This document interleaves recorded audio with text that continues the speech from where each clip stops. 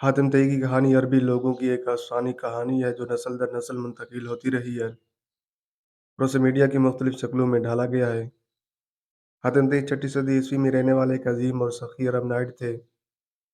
حاتم طئی عرب کے قبیلے تائی قبیلے کا سردار اور شمر کا حاکم تھا۔ وہ اپنی انتہائی سخاوت، بہادری اور حکمت کے لیے جانا جاتا تھا۔ وہ اپنے زمانے میں ایک مشہور شاعر تھے اور ان کی نظموں کو ان کی خوبصورتی اور گہرائی کی وجہ سے بڑے پیمانے پر سراہا گیا۔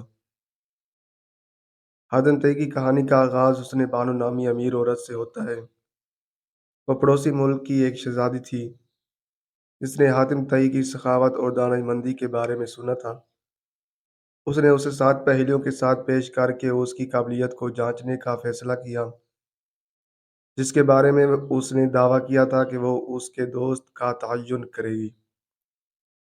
7 پہیلیاں یہ تھیں: نمبر 1، جو میں نے ایک بار دیکھا میں دوسری بار چاہتا ہوں، اچھا کرو اور اسے پانی پر ڈال دو، کوئی برائی نہ کرو، اگر تم کرو گے تو تم ایسے لوگوں سے ملو گے، جو سچ بولتا ہے وہ ہمیشہ پرسکون رہتا ہے، وہ ندا کے پہاڑ کا حساب لے آئے، اسے بطخ کے انڈے کے سائز کا ایک موتی پیدا کرنے دو، اسے بدکار کے غسل کا حساب دینے دو۔ اس نے بانو نے حاتم طئی سے کہا کہ اگر وہ ان پہیلیوں کا جواب دے دے تو وہ اس سے شادی کر لے گی۔ حاتم طئی نے ایک شریف اور بہادر نائٹ ہونے کے ناطے اس چیلنج کو قبول کیا۔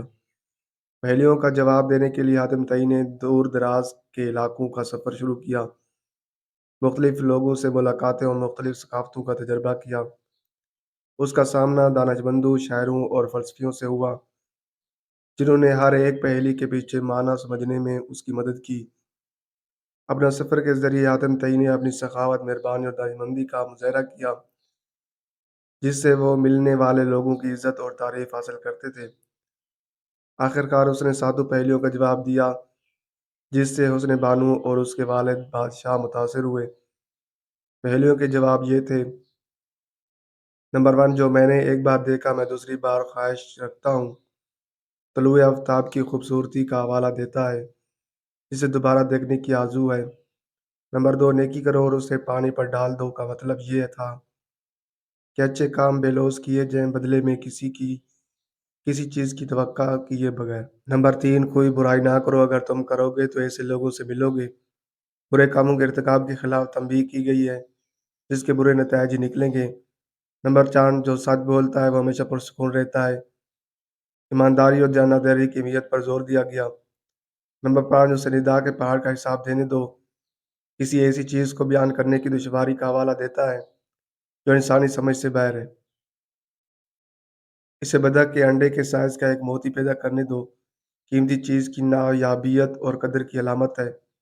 اسے بیڈ گارڈ کے غسل کا حساب دینے دو، جس کا حوالہ کسی ایسی چیز کو بیان کرنے کے ناممکنات کا ہے جو انسانی تجربے سے باہر ہے۔ حاتم طئی کی دانشمندی اور سخاوت سے متاثر ہو کر حسن بانو کے والد بادشاہ نے اس سے شادی کرنے پر رضامندی ظاہر کی۔